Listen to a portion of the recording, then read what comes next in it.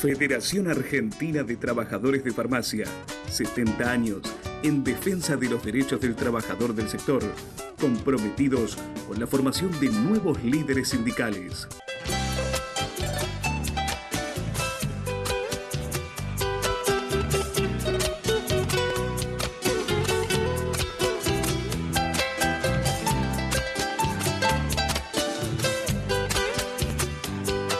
Bueno, ¿qué tal amigos? ¿Cómo están todos? Muy bienvenidos a un nuevo programa de Proyecto Federal. Como siempre vamos a estar con ustedes compartiendo información, actualidad que tiene que ver con todos estos temas que vienen sucediendo. Bueno, una Argentina convulsionada en todos los aspectos, ¿no? Pero que nosotros a través de Proyecto Federal vamos a desarrollar, vamos a tocar las diferentes miradas para que ustedes saquen sus propias conclusiones, obviamente desde vuestros hogares. Vamos a hablar, por supuesto, el día de hoy de temas que tienen que ver con los cuidados, qué pasa con los colegios, un tema importantísimo, los mantenimientos en las escuelas, en los establecimientos educativos a raíz de muchos temas que han sucedido estos últimos tiempos. Gustavo también va a estar hablando de economía, vamos a estar también tocando temas que tienen que ver con la salud fundamentalmente y todo lo que hace a la actualidad. Programa que no te podés perder. Gustavo, ¿qué tal? ¿Cómo te va, Luis? ¿Cómo le va a todos ustedes? Bueno, ya adelantó los temas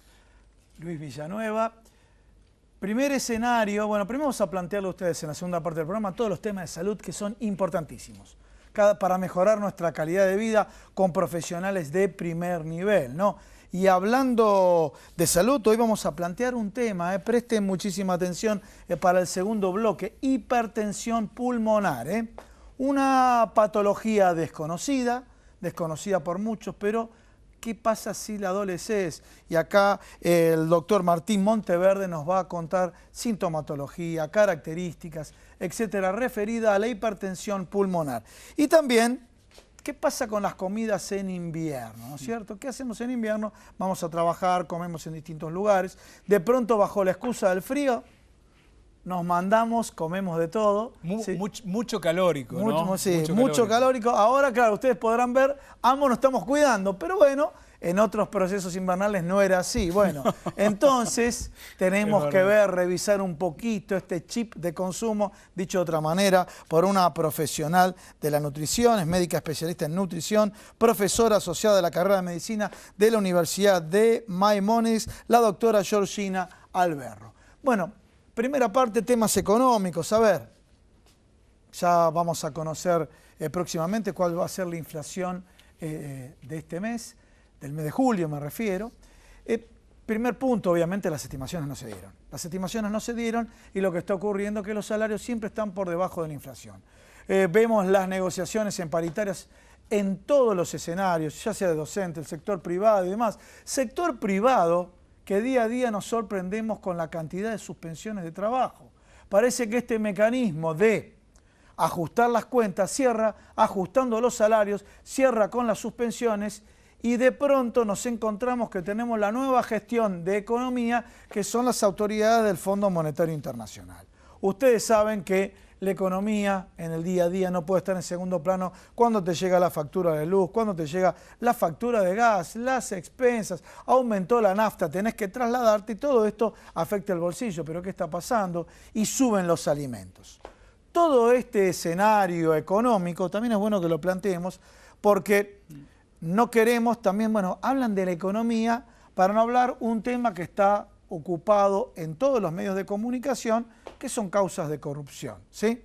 No es ni una cosa ni la otra, ¿no es cierto? Nosotros hablamos de economía porque es lo que ocurre en el día a día, en el quehacer diario. Bueno, sube el riesgo país. Hagamos una breve reseña. Esta reseña está focalizada principalmente cuando asumió el gobierno.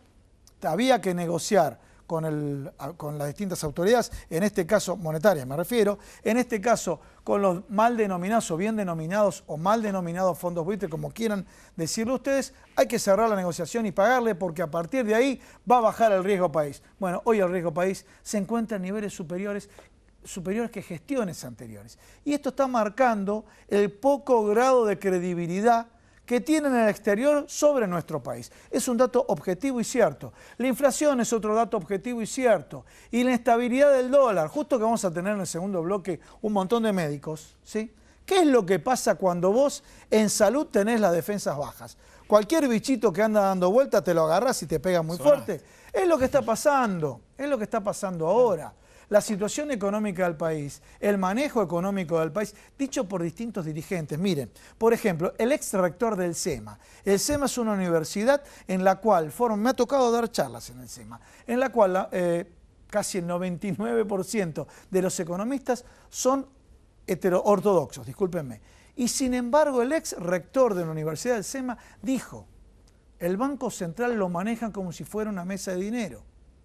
Estoy hablando de gente con el mismo palo, de la misma formación, que están marcando los errores del gobierno en el manejo de la gestión del Banco Central. Banco Central que está todo el mundo a las corridas a través de un instrumento financiero llamado las LEBAC, las letras del Banco Central, ¿no? Hoy sabemos todo del LEBAC. ¿Por qué? Porque es una forma de emitir. Bueno, a través de esta corrida se genera todo este tipo de inestabilidades, ¿no?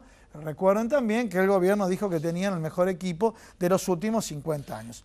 Vos sabés, Gustavo, en base a esto que estás diciendo vos, importante es la decisión, que tomó frente a esta turbulencia económica que bien planteas vos. Turbulencia es una palabra que ha empleado el presidente de la Nación, digamos, para no emplear en neurolingüística, discúlpame, en neurolingüística. Sí. No quiso emplear la palabra crisis, en todo caso hubiese dicho crisis, amenaza, oportunidad, y empleó la palabra turbulencia, ¿no? En la cual Beatriz Sarlo, en el diario La Nación, hizo un artículo muy, pero muy interesante vinculado. Diferenciándolo. Sí, principalmente la interpretación y el mal uso de la palabra turbulencia. Bueno, turbulencia, crisis. Tratemos de explicar un poco lo que está haciendo el gobierno en este momento. Tomó la decisión de mandar enviar al Fondo Monetario Internacional, más allá de que estuvieron aquí hace muy pocas horas atrás, para explicar cuáles son estas nuevas medidas económicas tendientes a poder lograr los 3 puntos fundamentales que le exigen para lo que sería el próximo desembolso. El tema de llegar a la inflación planteada, cosa muy difícil que ya podemos observar. Directamente no se llega. Va a superar el 35%, te digo. O no se llega a la inflación. Lo supera. Lo supera. Me río porque tenemos que hacer un... Hay que ser realista. Tenemos que hacer una recorrida histórica de las metas de inflación. La primera fue el 10%, después el 15%, el 21%, el 22% y demás. Y ahora creo que ningún economista puede decir a ciencia cierta lo que está ocurriendo. Pero está muy bueno lo que decís. ¿Sabes por qué, Luis? Está muy bueno porque sí, en definitiva, hay aumentos de servicios. Me refiero a la luz, el gas. Todo esto empuja los costos, aumentan las naftas, aumentan los costos logísticos. Y todo esto se traslada a alimentos, ¿no? Sí vemos un cambio en el comportamiento del consumidor, que se está volcando a las segundas marcas. Vos estabas refiriendo al cumplimiento de las metas del Fondo Monetario Internacional. Son 3 puntos que le marcaron. 3 puntos de los cuales dos no se cumplirían. El tema de los déficits gemelos. Hay una serie de características en la cual no se está cumpliendo ninguna de las pautas que se fijaron. También recordemos que el ministro de Hacienda salió de urgencia a ver las autoridades del Fondo Monetario Internacional. Todo esto, cuando uno va de urgencia, todo esto marca inestabilidad en los mercados. Pero quiero hacer referencia breve, ya que hablamos y que los medios instalan los casos relacionados con los cuadernos. No vamos a hablar de los cuadernos, pero sí de por qué caen las acciones en el mundo. ¿Y saben por qué caen las acciones en el mundo? Porque estas grandes empresas que están en la obra pública, que están en el sector energético, tienen balances. Y los balances están auditados. Y están auditados por grandes estudios de auditoría, que serían los Messi de la auditoría. Por lo visto no lo son, porque en Estados Unidos, en Europa, que digan cómo ustedes dicen, tras una figura u otra, que fueron coercitivamente impulsados a pagar una coima, cohecho, como lo quieran llamar. ¿Qué pasa? ¿No están los balances? Y si no están los balances, quiere decir, número 1, economía en negro. Número 2, que autorizaron a un director a hacer un retiro y este retiro lo utilizaron para implementarlo en este tipo de arreglos, si quieren. Miren qué político soy al mencionar esta palabra. ¿Sabes por qué? Porque hasta que no haya sentencia definitiva, no hay que adelantarse. Y principalmente los medios de comunicación se adelantan con este tipo de acusaciones. Se trata de crear, que es una realidad, Gustavo, y seguramente coincidirás conmigo, y mucha gente también piensa lo mismo, ¿no? Que frente a una situación económica también le sirve a cualquier gobierno, sea este o fuere cual fuere, tratar de focalizar información en otras cosas. Pero la realidad económica sigue estando, porque el día a día, el viajar, el consumir, el comprar, el ir al mercado, el pagar los servicios, todo eso lo vivimos, lo sentimos y lo palpamos cotidianamente y forma la realidad económica. Dejemos el lado político, que también es una situación muy compleja que se está viviendo en la Argentina en este momento, pero lo económico, lo que realmente viene sucediendo, no sabemos hacia dónde vamos, Gustavo. Esa es la realidad. Cierro el concepto que mencionaba antes. Bueno, todas estas empresas, que son muchas, cada vez son más, los empresarios que nos enteramos, son empresas grandes que cotizan en bolsa en el exterior. Entonces, hay otro elemento adicional que está provocando la caída del valor de las acciones. Le dicen, con la información, un balance es público. Acá en la República Argentina pareciera que no le prestan mucha atención, es público. Y estos balances no son ciertos o eventualmente son falsos, porque si ustedes van a declarar que hicieron erogaciones millonarias y no figuran en los mismos, ¿qué credibilidad tenemos en esa empresa? Y para hablar y para cerrar este tema, para que no quede que lo pasamos en un capítulo aparte, como dijo Luis recién, ¿no? Como si hablamos de economía, no hablan de tal tema o viceversa. El tema de la corrupción, y yo mencioné las empresas, es estructural. No se olviden del caso IBM Banco Nación, ya que hablé de los estudios de auditoría. Uno de los estudios, lo digo por colegas, ¿sí? Colegas profesionales en ciencias económicas, uno de los estudios de auditoría más grande a nivel mundial, Arthur Andersen, se disolvió porque el caso IBM fue un caso en el mundo de corrupción estructural, hace 20 años. ¿Qué quiero decir con esto? Por un lado está la pata de los políticos, por otro lado está la pata de la justicia y por otro lado está la pata del sector empresario. Y si la corrupción fue casual en este periodo, es única y exclusivamente en la obra pública o en el sector energético, o hay una corrupción estructural. Una vez dicho esto, volvemos a reiterar los temas económicos, lo que te preocupa a vos en el día a día, que no llegas a fin de mes, que no te alcanza el salario, y de pronto, si vos estás trabajando en relación de dependencia, y justo Luis que hizo referencia al Fondo Monetario Internacional, hay que cumplir con las metas son números, las personas son números. Ustedes saben cuando les llevan una planilla Excel de la cantidad óptima de personal que tienen que tener en una empresa pública, despiden gente, como el caso de Telam, lamentablemente no miran si de pronto están despidiendo un matrimonio, lamentablemente no miran si uno de ellos padece cáncer, como hemos mencionado, invitado en este programa, y así es el mecanismo de cumplimiento de metas de organismos internacionales como el Fondo Monetario. Pero, y ahora sí vamos al tema y al invitado del día de hoy, pero en este tema de cumplimiento de metas, de reducción del gasto, en distintas provincias, bueno, hay que ajustar el gasto. Entonces, ¿qué es lo que se hace a nivel presupuestario? Por un lado se reduce la partida presupuestaria y por otro lado se subejecutan las partidas presupuestarias. Recuerden que el año pasado se subejecutaron partidas presupuestarias en materia sanitaria y que ha provocado determinadas patologías que de pronto el ministro de Salud salieron rápidamente a ejecutar el presupuesto que tenían asignado. Bueno, esto también ocurrió en materia de educación y por lo cual nosotros siempre nos solidarizamos con los dos maestros, la directora y el encargado, el auxiliar que falleció por la explosión de una tragedia que hubo en ese colegio, en la escuela 49 de Moreno, ¿sí? Con el gas. Y a partir de ahí se empezaron a ver problemas estructurales de obra en establecimiento escolar. Y vamos a presentar al invitado. Vamos a presentarlo. Queremos agradecer muchísimo que hayas venido a nuestro estudio. Mauro García, él es concejal por Unidad Ciudadana de General Rodríguez. Y realmente, ¿no? ¿Cómo preocupa esta situación? Y fuera de cámara vos me decías, esto nosotros ya lo venimos diciendo desde hace mucho tiempo atrás, que vienen pasando cosas en los colegios, ¿no? Hasta que obviamente ahora se hizo público. Seguro. Bueno, muchas gracias por la invitación.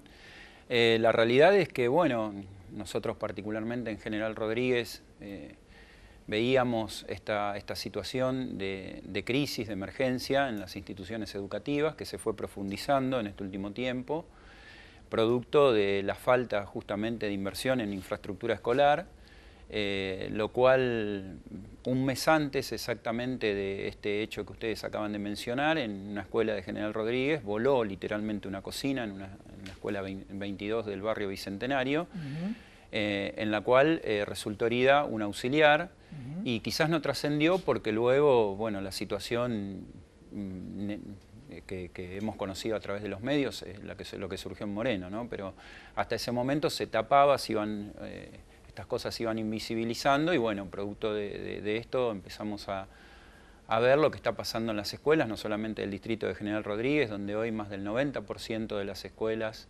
se encuentran con falencias de infraestructura y están sin dictar las clases. ¿Me disculpas un segundito? Ahí estamos viendo la foto, a ver si la podemos poner al final. Sí. A ver si la podemos ir viendo. ¿Sí? A mí me da, acá tenemos falencias de infraestructura, a ver si podemos ir viéndola.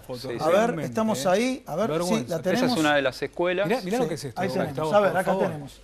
¿Podemos detener las imágenes? La de los enchufes, por favor, pido esa porque realmente ver Bueno, acá tenemos la calefacción. Yo quiero aclarar. Tremendo, realmente. En mi época, lamentablemente, me calefaccionaba así, obviamente. Es altamente riesgoso, ¿no? Aquí tenemos los techos y el ventilador. ¿Sí? Y los chicos tienen que estudiar, vos fijate, en estas condiciones. Sí, en el caso justamente de los enchufes, fue una escuela que incluso los directivos querían dictar clases, pero bueno, por supuesto la comunidad educativa, conjuntamente con los docentes y demás, plantearon esta situación, como lo hicieron en todas las escuelas de General Rodríguez, a través ahí tenemos los baños, la sanidad, ¿no? Sí. Y bueno, se suspendieron las clases, ¿no? Producto de Creo que viene después de esta, la fotografía que a mí realmente me impactó muchísimo. Después de esta foto, fíjate el alargador, el triple en este caso, para enchufar. Lo peligroso que es eso, es terrible. Bueno, tremendo, hace muy poco tiempo hemos también conocido que un docente se ha electrocutado en una escuela, ¿no? Producto de estas situaciones.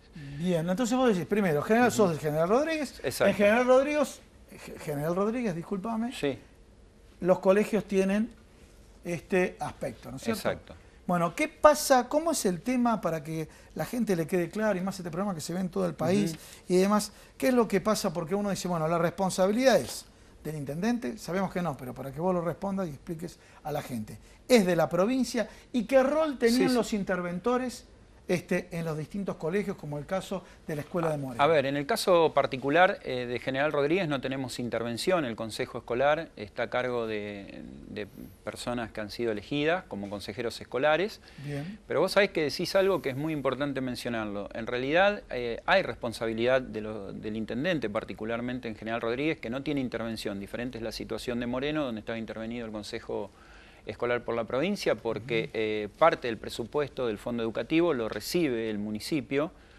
y lo tiene que destinar justamente para la mejora de infraestructura escolar. O sea que en General Rodríguez particularmente el Consejo Escolar en lo que va del año ha ejecutado cerca de 6 millones de pesos, 5 millones y pico de pesos, y el municipio cerca de más de 17 millones de pesos recibió. Exactamente. Bueno, que ha tenido que esto ejecutar. Viene a colación de lo que yo comenté de la subejecución de Ahora partidas. esos 16 millones de pesos destinado, ¿cuánto que vos sepas o que tengas conocimiento para lo que es mantenimiento? Bueno, ¿no? en General Rodríguez se han hecho aulas que también han tomado estado público, donde se han construido aulas a través de una empresa que fue altamente cuestionada, lo hemos hecho nosotros del Consejo Deliberante, un aula pegado a lo que se denominan las chanchas de gas, para que entienda la gente, ¿no? Son esas chanchas donde, bueno, se generó la explosión de Moreno.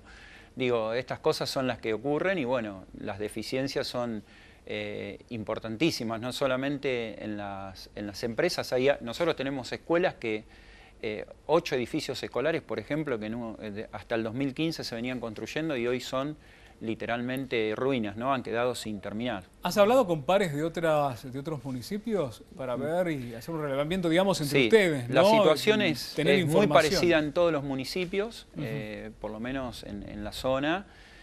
Conocemos de otros distritos también del Gran Buenos Aires que también están atravesando la misma situación de emergencia. Nosotros en General Rodríguez, a través del Consejo Deliberante, hemos decretado la emergencia educativa. También nos hemos acercado, incluso siendo concejales de la oposición, pero nos hemos acercado a la Dirección General de Cultura y Educación ya hace más de 2 meses con un petitorio mostrando la situación que se veía y que nosotros notábamos de las falencias en infraestructura.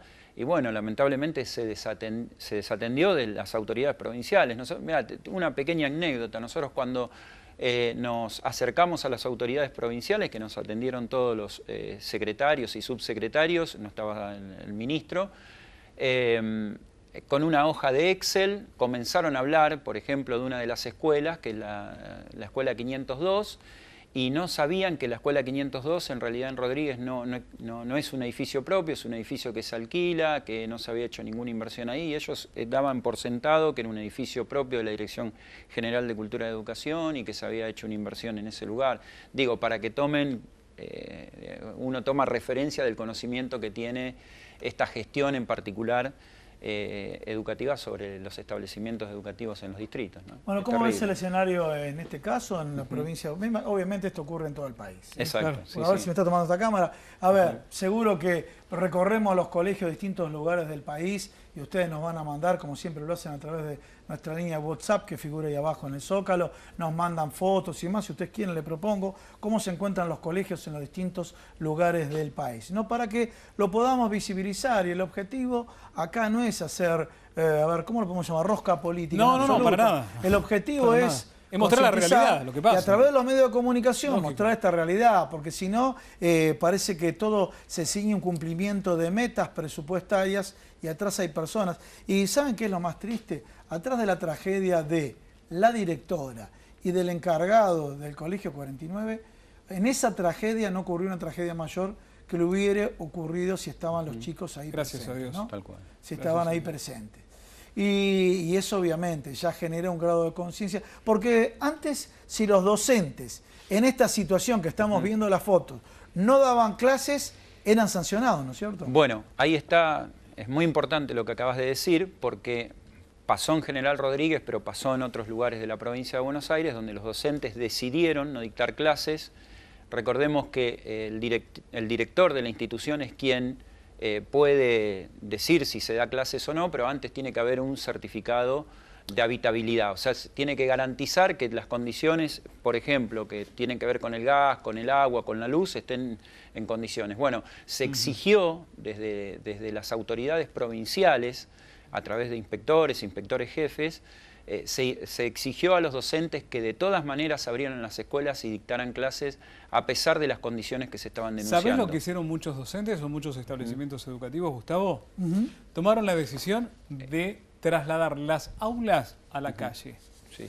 Sí, a lugares, a plazas, a lugares cercanos a la institución educativa, porque realmente estaba sucediendo esto, era la peligrosidad que marcaban, pero también estaba la necesidad y la obligación de que los chicos no pierdan días de clases. Entonces, fueran de un día que puede ser soleado, que no llueve, que bueno, obviamente necesitan los chicos impartir la educación, no quedaba más remedio que esto, porque realmente vivir en estas condiciones, porque los chicos viven unas cuantas horas de su día en un establecimiento educativo, es un peligro constante. Y recordemos que se comenzó el año donde la provincia decidió en varias escuelas habilitar aulas container, literalmente. Son container que se habilitan como aulas donde los docentes no pueden colgar material didáctico porque esas aulas están alquiladas por la provincia, por la Dirección General de Cultura y Educación de la provincia de Buenos Aires, y donde realmente los chicos están en una condición que no es la que se desearía para justamente garantizar la calidad educativa, ¿no?